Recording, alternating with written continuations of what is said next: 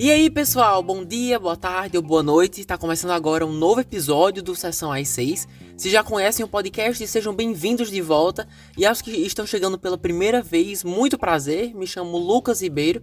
Na edição dessa semana vamos bater um papo muito interessante, não só sobre duas produções que estão no título, né, She-Hulk e Lobisomem na Noite, mas fazer um parâmetro da situação atual da Marvel mesmo. Tem rolado bastante coisa no universo Marvel, na bolha dos fãs nas redes sociais, então vamos comentar tudo isso. Então se quiser ajudar de alguma forma conteúdos como esses super completos e mostrar que quer que esse formato, esses temas continuem aqui no podcast, compartilhe esse projeto com seus amigos, colegas, quem você conhece que curte a Marvel ou só curte podcasts mesmo, porque ajuda demais. Pode nos encontrar no Deezer, na Apple Podcasts, no Spotify, Anchor e por aí vai. Também estamos no Instagram, @Sessão às 6, tudo junto, onde sempre aviso quando episódios novos são lançados, então nos acompanhem por lá que também serão muito bem-vindos. Mas sobre os temas de hoje, sempre que trago duas produções, eu divido o podcast em duas partes, e hoje não vai ser diferente. She-Hulk é o tema da primeira parte, e logo depois, Lobisomem na Noite, junto com minhas impressões sobre essa fase 4 da Marvel, os fãs e o rumo que essa franquia tá tomando. E lembrando, do início ao fim teremos spoilers, beleza? Spoilers pra todo lado, então quem aí não assistiu nada, estão avisados. Começando, como sempre, meus amigos, pela sinopse de She-Hulk. Bora lá! Jennifer Walters é uma advogada bem-sucedida que vive uma vida comum e tranquila até sofrer um grave acidente, onde acaba recebendo o sangue do seu primo, o cientista e super-herói Bruce Banner. A partir daí, sua vida muda completamente, enquanto ela se transforma na versão feminina do Hulk. Agora, a advogada precisa aprender a controlar seus novos e intensos poderes e, mesmo contra sua vontade, se torna uma heroína com muita visibilidade. É uma produção criada por Jessica Gao, baseada nos quadrinhos da Marvel, e essa primeira temporada completa já está disponível no catálogo do Disney Plus, sem custo adicional. Galera, é o seguinte, pra falar dessa série da forma mais justa possível, tô levando em consideração o quê? O material promocional, tá? Tudo que usaram pra divulgar, teasers, trailers, o material original, os quadrinhos. Não li, mas pesquisei bastante sobre, e a recepção geral nas redes sociais de quem assistiu. Começando sobre a divulgação. Vocês muito provavelmente devem ter visto a repercussão absurda quando saiu o primeiro trailer, né?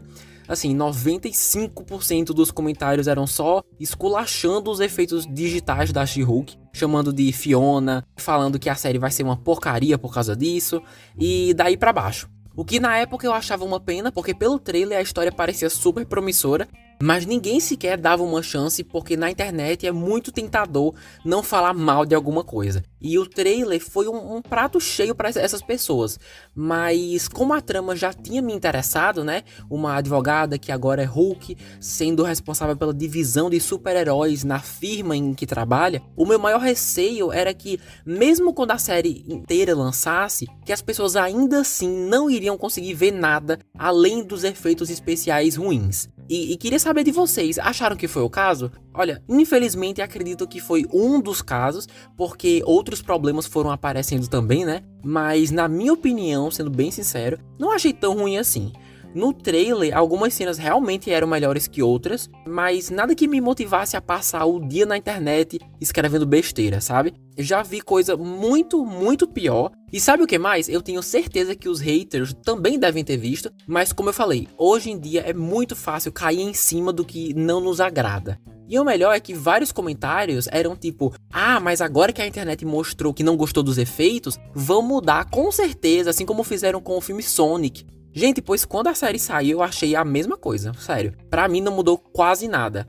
Assim, eu reconheço que a Marvel já teve resultados bem melhores nesse departamento, mas dá super pra assistir sem a necessidade do escândalo que foi feito nas redes sociais.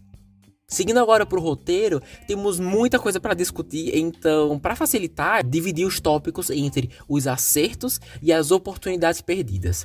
Se eu esquecer algo, fiquem à vontade para me lembrar no Instagram, ok? Mas começo pelos acertos, porque se souber onde procurar, She-Hulk acerta demais em vários aspectos. Em primeiro lugar, eu diria que é a Tatiana Maslany, a atriz que faz a protagonista, e suas complexidades alternando entre Jen e She-Hulk. Mas quero aprofundar só na seção dos personagens dessa parte, mas já adianto que foi um acerto bem legal.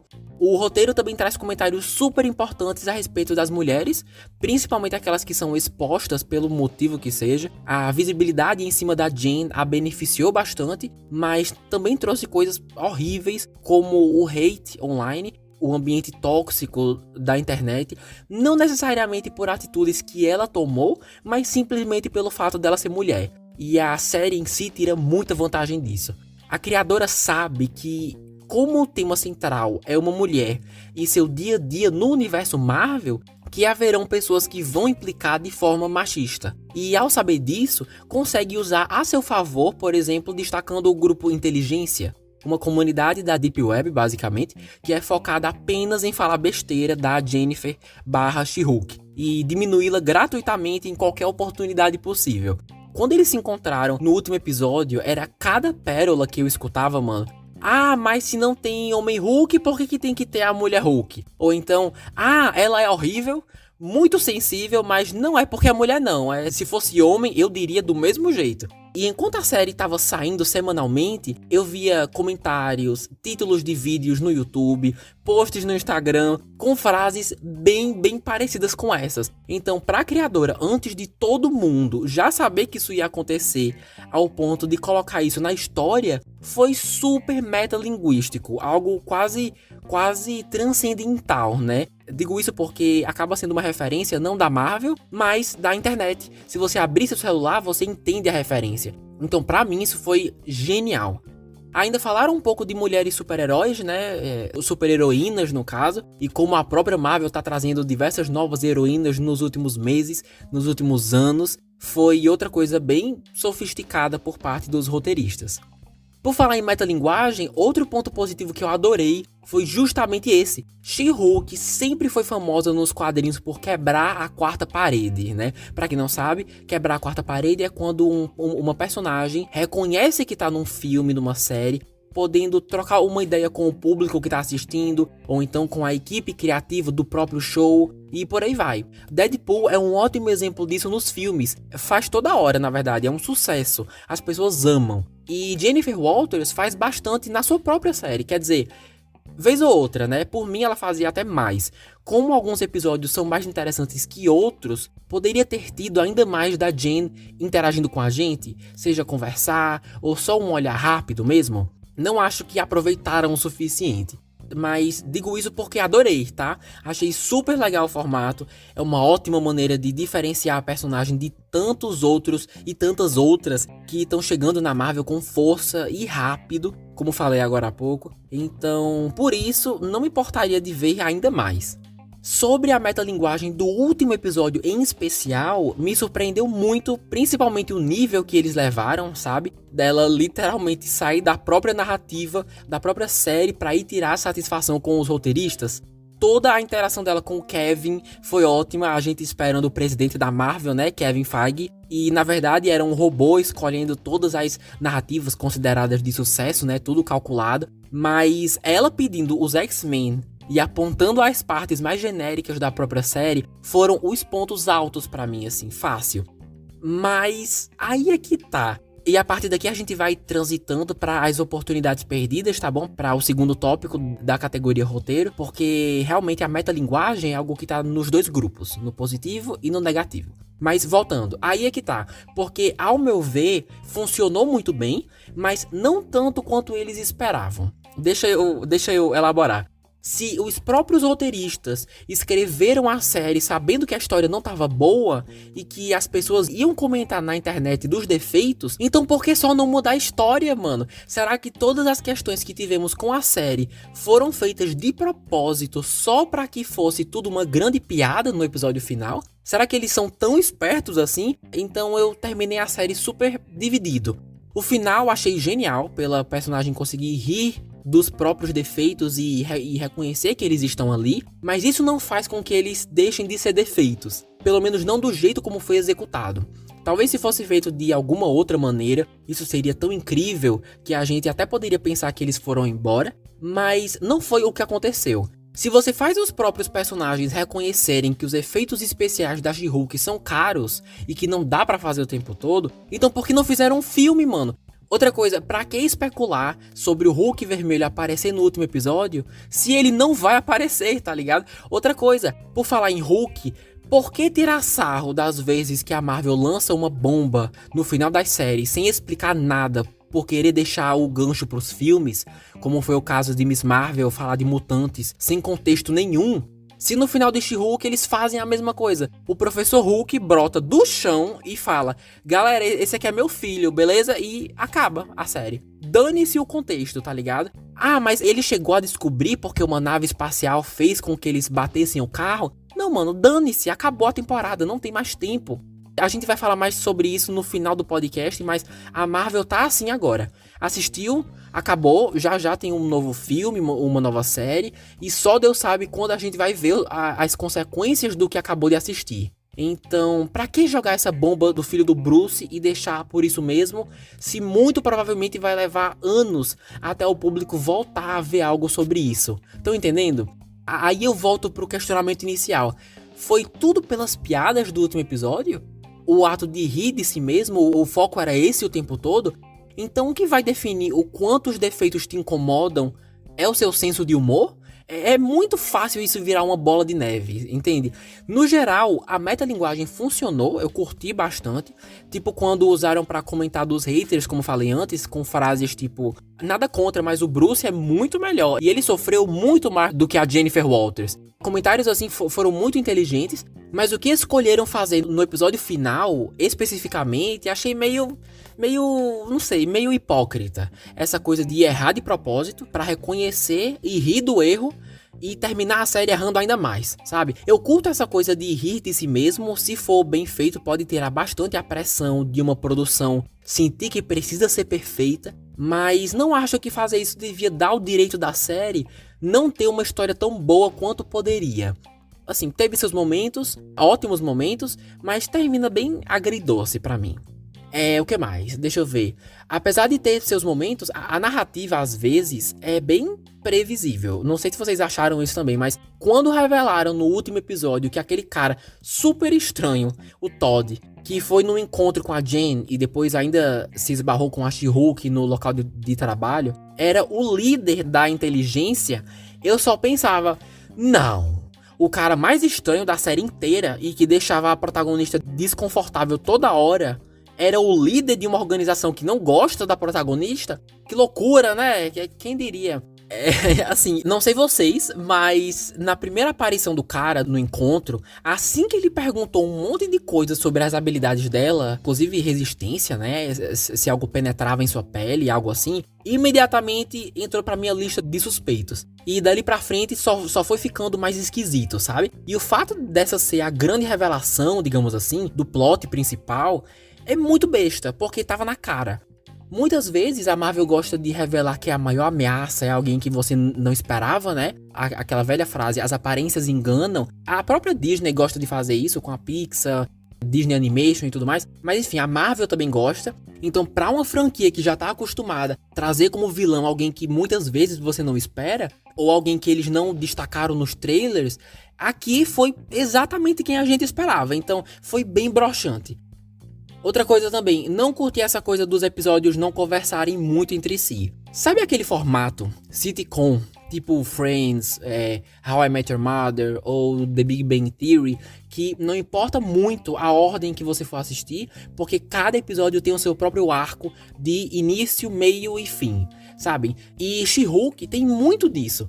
Tinham semanas que eu ficava super na expectativa pra ver o que ia rolar no episódio novo, e eu terminava sem nada. Sem nenhuma novidade, basicamente. Tipo aquele episódio do casamento, que parando pra pensar agora, só serviu pra fazer a Jane conhecer aquele cara escroto lá, né, que pegou o sangue dela. Mas assim, eles poderiam ter bolado 1000 jeitos diferentes de fazer isso sem precisar desperdiçar um episódio inteiro.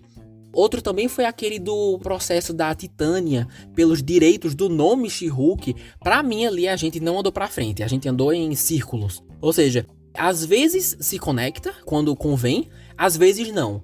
Mas se você tá escolhendo apresentar um canto novo da Marvel, com personagens novos e que precisam de tempo e construção para ganhar intimidade e simpatia do público, pra que usar esse formato? A gente sempre reclamando que 6 episódios não são nada pra explorar direito as coisas, como foi o caso de Miss Marvel, a série de Star Wars Obi-Wan Kenobi, e de repente chega She-Hulk com 9, o que é ótimo, mas como não tem muita construção narrativa, não adianta nada, e isso é absurdamente frustrante. Terminei a série com diversas perguntas ainda sobre a protagonista, os limites de seus poderes, a comunidade e inteligência, o que é uma pena, porque fiquei querendo saber mais. E não consigo parar de pensar que se a história soubesse se organizar melhor, tirar o que não é essencial, mudar uma coisa aqui e ali, a gente teria tido uma série mais completa.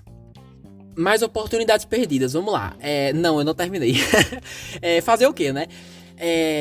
Pergunta, vocês sentiram falta de ação, de sequências de ação? Porque pra uma produção que tem o nome Hulk no meio, fiquei surpreso como tem pouca ação. Eu sei que uma das propostas da personagem é ser uma Hulk diferente do Bruce Banner, do que a gente já conhece, mas mesmo assim, e o fato do primeiro episódio ter uma sequência tão legal, com os dois primos lutando entre si, usando suas habilidades de diversas formas, pro público da série nunca voltar de vez pra esse nível de ação é bem chato. Ok que o episódio do Demolidor foi um pacote cheio de ação, o que foi excelente, mas foi isso, sabe? De 9 episódios são essas 2 ou 3 sequências que são memoráveis.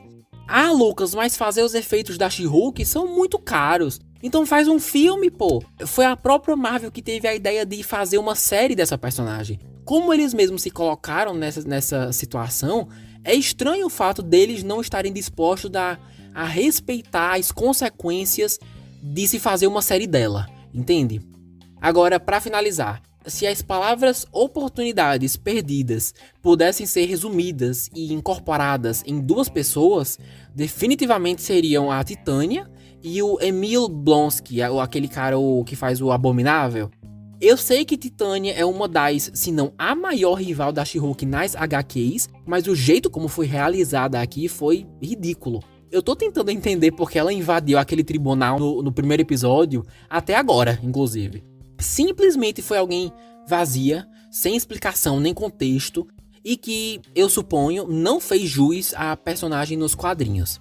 Soube que originalmente ela é uma lutadora de luta livre, né? Mas aqui nunca dá pra perceber isso. E ainda me deixou com um monte de questionamentos. Ela é super forte, né? Da onde vieram os poderes dela? Ela também pratica luta livre? Foi uma perda de tempo enorme essa mulher. Mas sobre o Emil Blonsky, o Abominável, seu desenvolvimento até que compensou, né, de certa forma. Aquele retiro fez com que a Jane reconhecesse algumas coisas sobre si mesma, o que foi bem legal. Mas não senti que tivemos uma recompensa por ter o grande Abominável aqui no elenco, sabe? O cara só se transformou 2 vezes e é super gente boa, tipo, de vilão não tem nada. Usa uma tornozeleira que claramente não funciona porque ele se transformou de boa no episódio final e ninguém ficou sabendo até ele aparecer. Então, tipo, por que tinha que ser ele na história, tá ligado? Poderia ter sido qualquer outro personagem, mas como eu falei, suas cenas com a Jane no retiro natureba lá são ótimas, então pelo menos isso. Agora entrando oficialmente na categoria personagens, destacando não só os mais importantes, mas os que mais me chamaram a atenção. Então, bora lá. Claro que a primeira tem que ser Jennifer Walters, /She-Hulk, que é interpretada por Tatiana Maslany, bem conhecida principalmente por dar vida a diversos personagens na série Orphan Black. Aqui ela tá perfeita. Nossa, nota 10, nota 10. Sua interpretação, sua versão da Jennifer Walters, falando como uma pessoa que não lê os quadrinhos, é incrivelmente realística. Pessoalmente, simpatizei e até me identifiquei bastante vendo sua realidade, seu dia a dia no trabalho, a vida amorosa muito bem feita, mas especialmente a dualidade entre as personalidades, digamos assim, entre She-Hulk e Jennifer Walters. Nos quadrinhos, seu maior dilema é conciliar essa vida dupla entre a estudiosa e profissional advogada Jennifer Walters com a super mulher musculosa que atrai olhares aonde vai, She-Hulk. Pelo que eu entendi, realmente nas HQs elas são retratadas como partes bem diferentes da mesma pessoa. Mas confesso que nunca vi isso na série. Tipo, do mesmo jeito que a Jennifer fala, anda, se expressa, é o da She-Hulk. O que dá pra perceber mesmo sobre isso de diferente é que She-Hulk toma atitudes que muito provavelmente Jennifer não tomaria. A maior diferença é essa. Uma, por exemplo, tira diversas fotos casuais e descontraídas de si mesma para colocar no aplicativo de relacionamento e dá a cara a tapa mesmo. E a outra só se sente confortável colocando a foto profissional de trabalho. E eventualmente ela mesma admite que se sente mais querida, amada e popular quando se transforma. Aquele cara que dormiu com a She-Hulk e na manhã seguinte perdeu totalmente o interesse ao ver a Jen é outro exemplo da mesma questão. E a sequência dela, como eu falei, na terapia coletiva daquele retiro, foi de longe o maior desenvolvimento de personagem da série inteira. Foi muito legal. Todos os caras lá dando apoio, não poderia ter sido melhor. Super fofo. Infelizmente, acredito que essa série terminou como Miss Marvel, ou seja, uma atriz super competente fazendo um excelente trabalho, dando vida a uma figura icônica, mas que a história em si não conseguiu agradar grande parte das pessoas. Mas o triste mesmo é que uma parte considerável das críticas vem de pessoas que só estão procurando uma oportunidade de serem escrotas mesmo, de serem machistas e diminuir a personagem, a atriz, simplesmente pelo formato aqui estar centrado no cotidiano de uma figura feminina. O que é uma pena. Espero que She-Hulk, assim como eu espero de Miss Marvel, consigam se beneficiar do fato de que suas aparições não vão se limitar apenas aqui, mas também em futuros filmes. Isso é super uma possibilidade, fazendo com que novos diretores e roteiristas tenham oportunidades diferentes de ajustar essas personagens, de cativar mais o público com narrativas mais coerentes, sabe? Vamos ver se The Marvels consegue fazer isso com a Miss Marvel, com a Kamala. Vamos ver se fora da sua própria série ela consegue conquistar os fãs mais exigentes. Agora em seguida temos um queridinho do público, que talvez alguns de vocês aí assistiram essa série só por ele. Tô falando de quem? Charlie Cox retorna como Matt Murdock, ou Demolidor. Sua última aparição foi em Homem-Aranha, né? Longe de casa. Nos 3 segundos que deram a ele, foi triste, mas pelo menos apareceu, né? Seguinte, adoro o Charlie Cox, sua versão do personagem, o jeito como ele interpreta a vida dupla é muito massa. Adoro o Matt e o Demolidor, mas confesso a vocês, acho que já disse isso em algum outro podcast inclusive, não sou muito fã da sua série da Netflix. De todas as que a Netflix fez com o nome Marvel, a da Jessica Jones é de longe a minha favorita. Mais tarde vamos falar dela, acreditem ou não. Mas sobre Demolidor, mano, série lenta demais. Lenta, nossa. Nunca passei da metade da segunda temporada, apesar de gostar bastante dos personagens. Então ter a possibilidade de não só retornar, mas estar oficialmente integrado no universo Marvel, tanto Matt quanto Demolidor, é muito legal de se ver. Sem contar que, como falei agora, ele foi o único motivo pra muita gente assistir. Toda semana eu li algum comentário, toda semana, mano.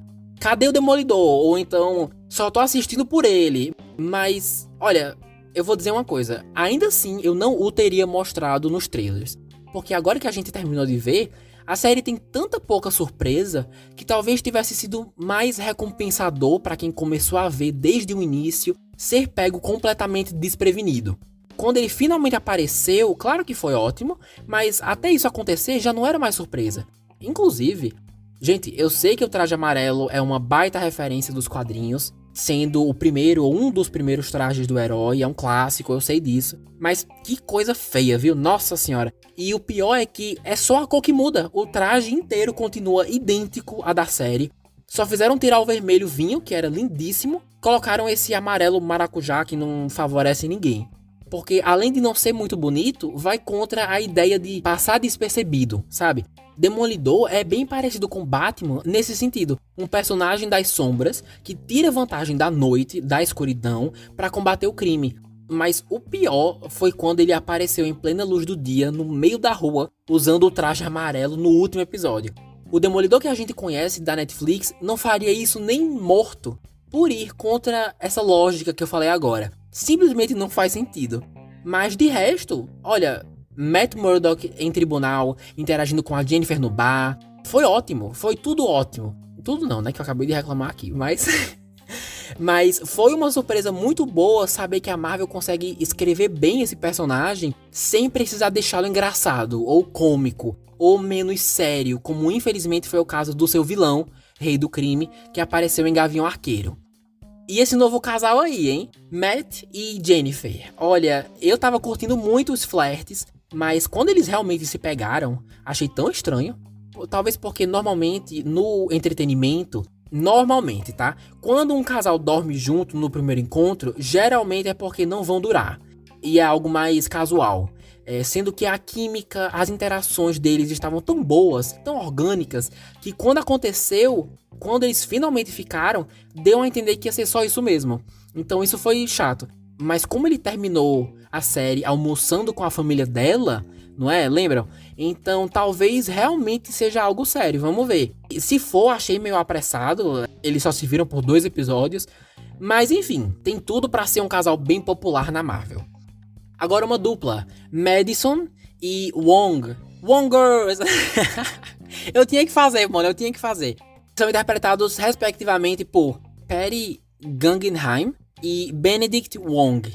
Nossa, Madison fez o trabalho pesado do episódio 4, com certeza. Essa série tem muita comédia, né? Algumas piadas funcionam, outras não, mas tudo que saía da boca da Madison eu bolava de rir ou me identificava. Eu não sei explicar. O jeito que a atriz fazia seu personagem reagir às coisas loucas da Marvel foi impagável. Ela explicando no tribunal que voltou pra sua realidade porque fez um pacto com uma cabra, né? Que queria uma gota do seu sangue. Alguma loucura assim. O jeito como ela explicou, como ela fala, foi muito bom, mano. Devia ter aparecido muito mais. Mas eu tenho certeza que se os roteiristas soubessem que ela iria fazer o sucesso que fez, com certeza teriam adicionado mais participações dela. E suas interações com Wong também, pontos altos, todos. Vocês shippam eles? Eu ainda não sei, mas que é uma dupla que eu amaria ver de novo em alguma oportunidade futura, isso com certeza. E eu tô amando ver o Wong em todos os projetos que saem, filmes, séries. Vi gente comentando que não é mais o universo cinematográfico Marvel, é o universo cinematográfico Wong, porque realmente o cara tá em tudo. A cada aparição, confesso que gosto ainda mais dele. Sua cena de ação, digamos assim, com a She-Hulk, eles mandando os demônios de volta para a realidade deles, foi a dinâmica que eu queria que todos os episódios tivessem. Então, por tudo isso, é o meu episódio favorito, esse 4. Logo em seguida fica o 8º, né, que é o do Demolidor. Mas é isso. Beleza, mas e agora? A série acabou, e aí? O que isso quer dizer pro futuro dos personagens? Olha, pouca coisa foi confirmada, mas já há especulações. A maior confirmação é que Harrison Ford vai assumir o papel do General Thunderbolt Ross, que antes era interpretado pelo ator William Hurt, né? Mas que infelizmente faleceu esse ano. Mas o que isso tem a ver? Nos quadrinhos, General Ross vira o Hulk Vermelho, que é um vilão bem famoso aí nas histórias do Hulk. Se eles contrataram outra pessoa para deixar o personagem vivo, ainda mais com um ator de peso, né? O sinal de que um Hulk Vermelho tá chegando. E não só isso, de acordo com o site Deadline, a previsão é do personagem aparecer em 2024 no filme Capitão América Nova Ordem Mundial, ou Capitão América 4. E por isso há boatos, apenas boatos, tá? De que She-Hulk marcaria presença nesse filme também, por ter o universo Hulk aí envolvido. Também há boatos, e esses eu coloco mais fé, que ela deve aparecer nos próximos filmes dos Vingadores, porque em maio de 2025 teremos Vingadores Guerras Secretas, e em maio de 2026, Vingadores Dinastia Kang. Então, com certeza, She-Hulk deve aparecer em pelo menos um desses filmes. Sei que tá muito longe, mas nunca se sabe. Talvez ela apareça até antes, não sei. Talvez na série do Demolidor. Realmente não sei. O jeito é esperar pra ver, né? Mesmo essa série tendo 4 cenas pós-créditos nos primeiros 4 episódios, são cenas bem curtinhas, só pra descontrair, sem nenhum compromisso a longo prazo. Então, o melhor que podemos fazer agora realmente é esperar e especular. Como foi dito antes, ao contrário da maioria das séries da Marvel, essa aqui tem 9 episódios, variando entre 31 e 38 minutos, e já estão todos disponíveis no catálogo do Disney+. Até o momento dessa gravação, uma segunda temporada não foi confirmada, então por hora é considerada uma minissérie. No final das contas, She-Hulk, Attorney at Law, ou Mulher Hulk, Defensora de Heróis, foi um misto de emoções. Bem agridoce, como eu falei. É divertido, engraçado em certos momentos, não se leva a sério, tem seu próprio ritmo, uma protagonista que muitos vão se identificar, principalmente mulheres, trazendo perspectivas assustadoramente realísticas sobre a mulher moderna nos dias de hoje. Os personagens secundários também fazem um trabalho pesado, porém, contudo, entretanto, todavia, o roteiro é bem inconsistente. Numa hora a trama te prende, na outra você termina o episódio se perguntando que diferença fez na sua vida, seja como fã da Marvel ou de entretenimento mesmo.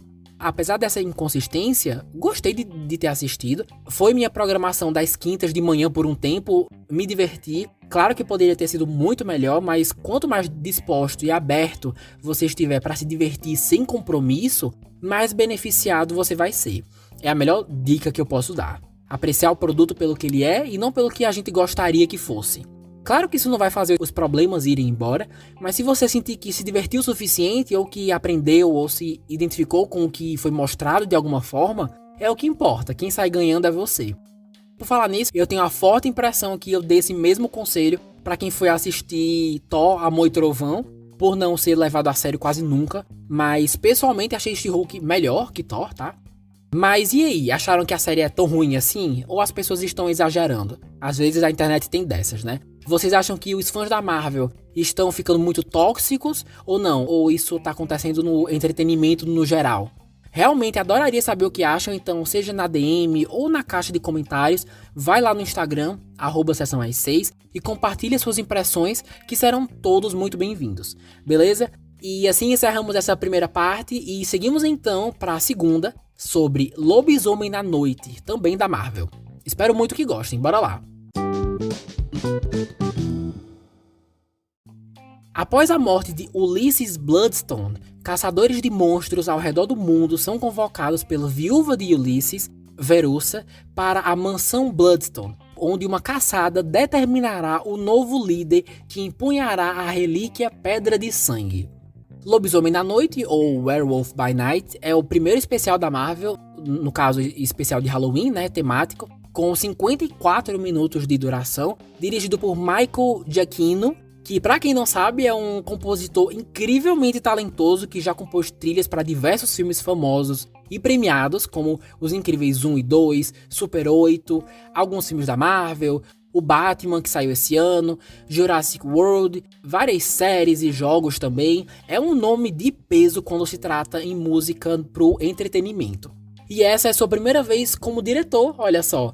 E assim como She-Hulk, também faz parte da fase 4 da Marvel. E também é baseada nos seus quadrinhos. Olha, sendo bem direto e honesto com vocês, quando vi o trailer, não sabia o que esperar, e me surpreendeu bastante o formato da história, né? Preto e branco, com fontes antigas, no caso a logo, né? Tudo realmente dando a entender que se tratava de uma aventura de época. E mesmo sem entender muito bem a proposta, o que isso tem a ver, como vai contribuir com o fluxo da Marvel, me deixou intrigado. Não tava super ansioso nem nada, não conhecia nenhum personagem, toda essa mitologia, esse canto da Marvel é bem desconhecido pra mim, mas estava aberto ao que viesse. E olha, curti sim. Até vi 2 vezes, é bem divertido, mas não divertido She-Hulk e Thor, onde, como eu falei antes, o foco é mais humor e não se levar a sério. Aqui tem humor também, mas o divertido aqui é pelo suspense, pelo jumpscare aqui e ali, pela atmosfera super filme de terror clássico. Então aqui é mais essa pegada. O que me agrada mais, falando a verdade. Para aprofundar algumas coisas, seguimos pro roteiro. Mas assim, apesar de ter gostado e ser uma surpresa super diferente e bem-vinda, eu não tenho muito o que discutir sobre a história, o que comentar sobre a história. Queria usar esse espaço para trazer aspectos da narrativa que me lembraram uma questão que a Marvel está sofrendo um pouco, que é diluir seu próprio conteúdo. Ou seja, os aspectos que até então eram únicos de certos personagens, certas histórias e filmes, a cada nova produção deles eu sinto que tá ficando menos único e mais do mesmo.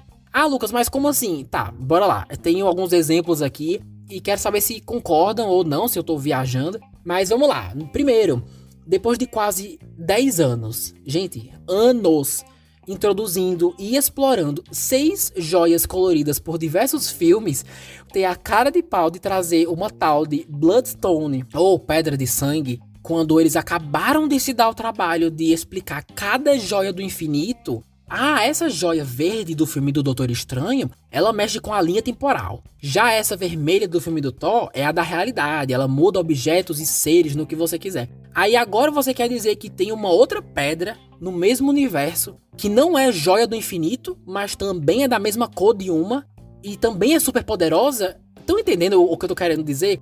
Mas nos quadrinhos sempre foi uma Bloodstone, sempre foi uma pedra de sangue. Mas a gente já fez isso, mano. Literalmente acabamos de fazer isso.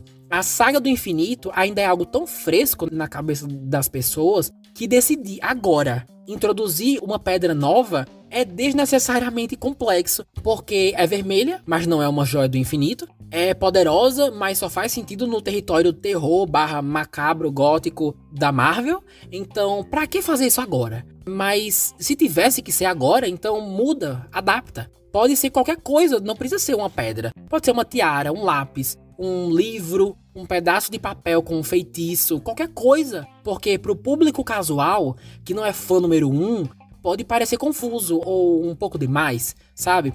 Porque você nem traz uma identidade marcante e única para essa tal pedra de sangue e ainda rouba um pouco da originalidade das joias do infinito. Então ninguém sai ganhando.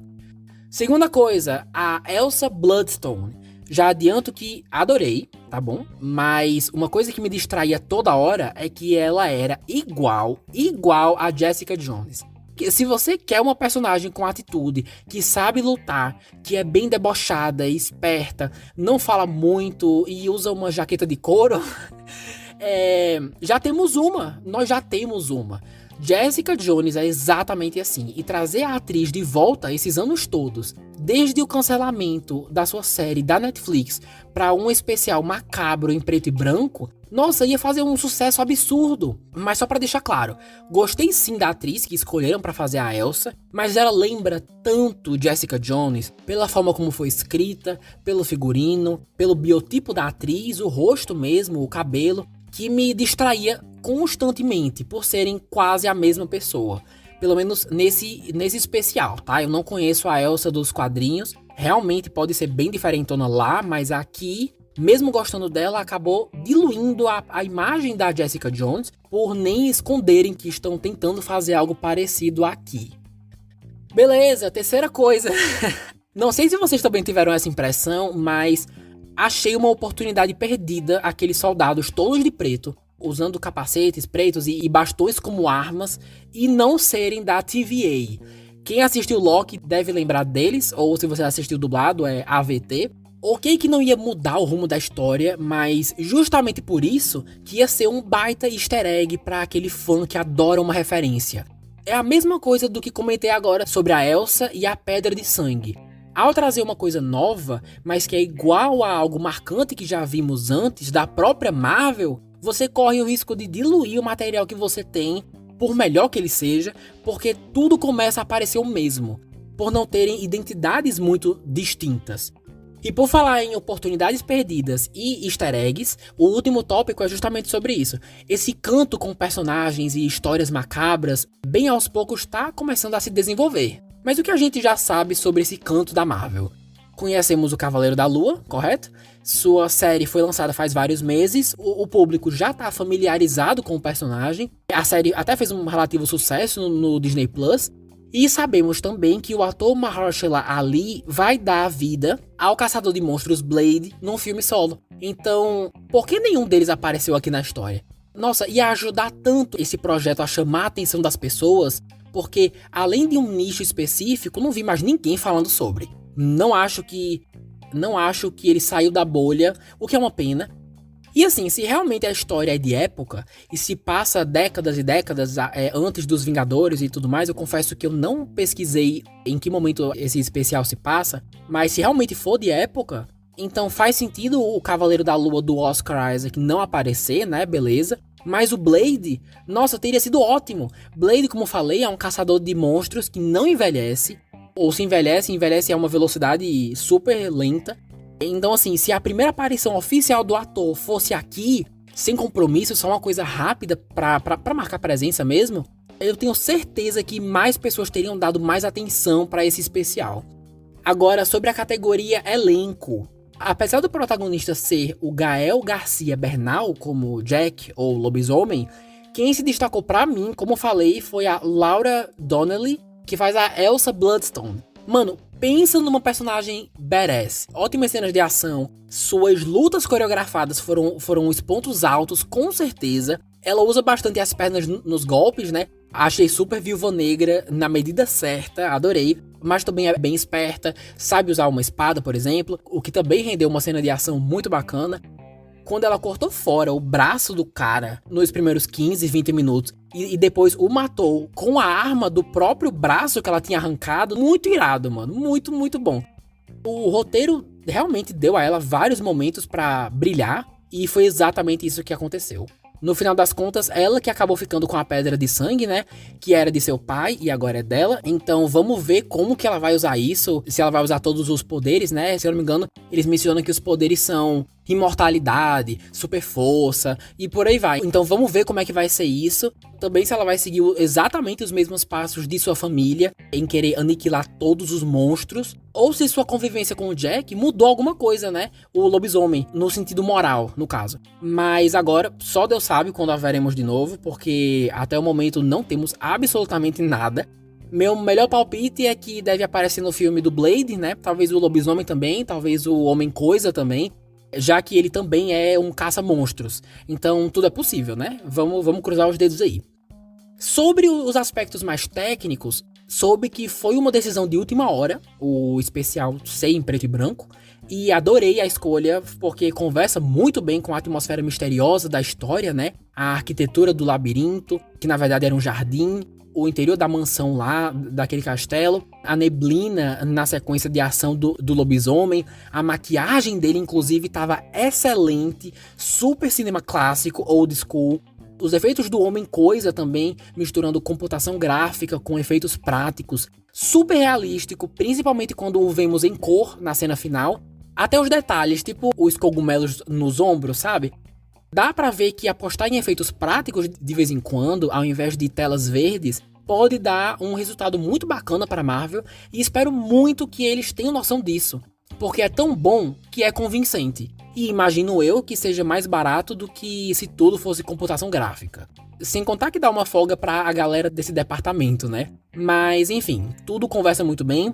Até a trilha sonora, você realmente percebe que quem tá por trás no comando sabe muito bem o que tá fazendo com a trilha. A orquestra também lembra um filme de época, traz uma atmosfera de suspense muito boa e diria que até leva algumas cenas que são boas, que já são boas, mas por causa da música se tornam excelentes. Então essa perspectiva única do Michael Giacchino definitivamente favoreceu seu processo criativo e quem sai ganhando é a gente, né? O que é ótimo. Adoraria ver mais produções suas na direção, seja da Marvel ou não.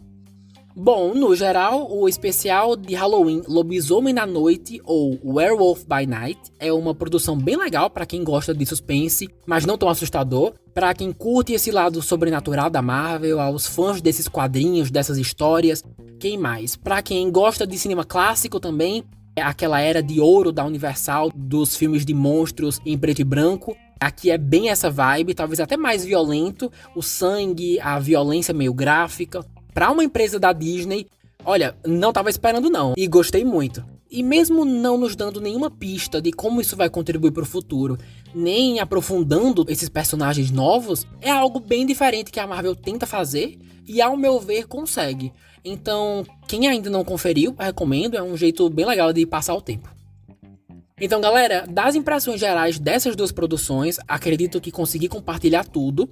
Mas antes de irmos para as considerações finais, eu queria trocar uma ideia bem rápida com vocês sobre essa fase 4 da Marvel. Uma fase de muita experimentação, muitas e muitas séries, séries que não acabam mais. E a sensação por parte de muitos de vocês que eles não sabem o que estão fazendo, né? Nem para onde ir, que não parece ter rumo.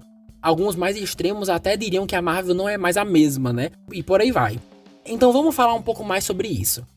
Seguinte, alguns meses atrás, sempre que eu via ou ouvia alguém comentar da falta de rumo que Eternos, She-Hulk, Miss Marvel, Gavião Arqueiro não sabem pra onde ir, meu primeiro instinto era de discordar. usando como argumento o fato da gente não saber o que eles planejam no futuro. Eles sabem, nós não. Quando eu descobri que algumas pessoas por trás da Marvel, principalmente o presidente Kevin Feige, já planejavam por anos o que ia rolar em Vingadores Ultimato, em especial que o Tony Stark ia se sacrificar, foi quando eu entendi que o que pode não fazer sentido pra gente agora, pra quem tá por trás, tá tudo se encaminhando tranquilamente, sabe?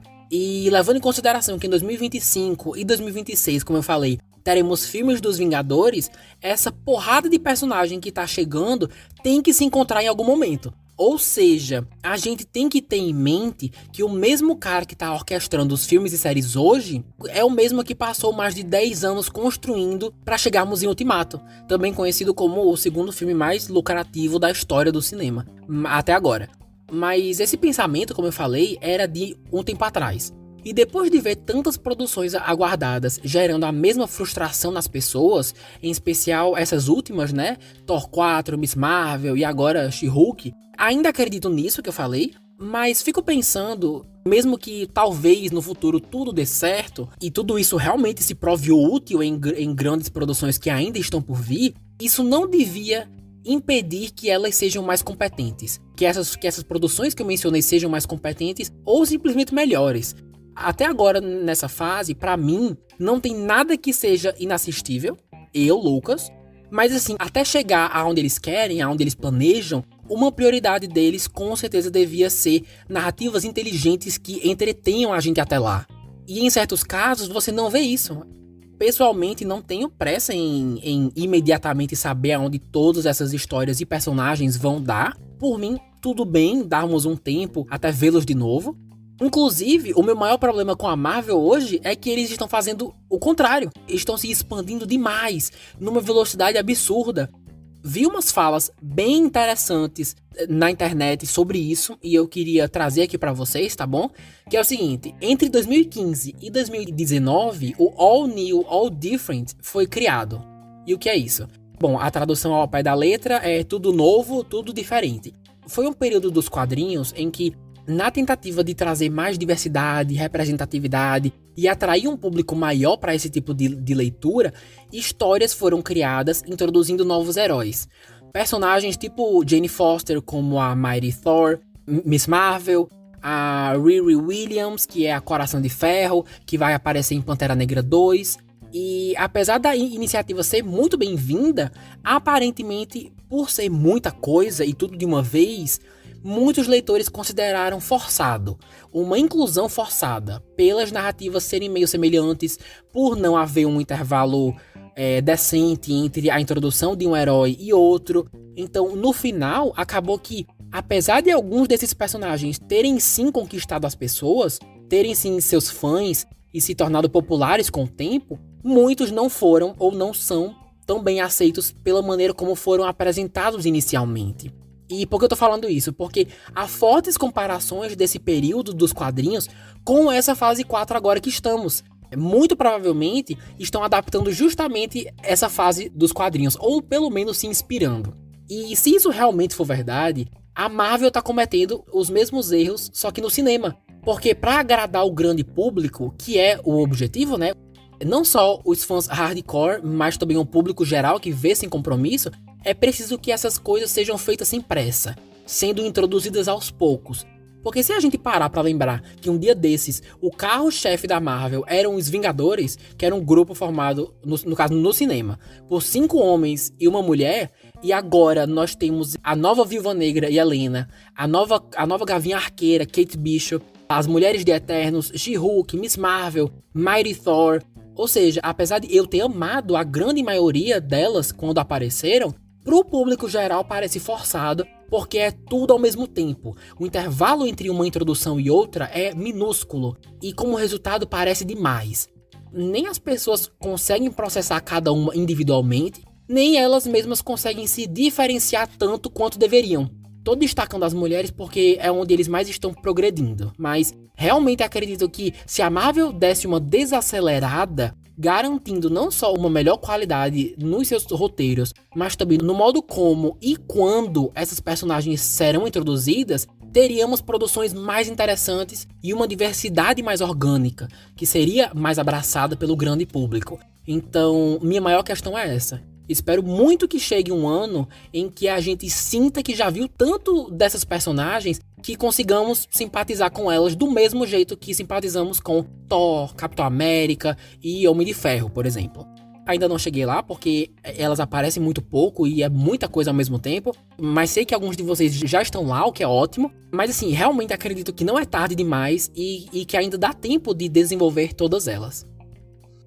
Ei, hoje eu falei, viu? Nossa senhora. E vocês também que escutaram até aqui são uns guerreiros, viu? Nem eu tô aguentando mais o som da minha voz.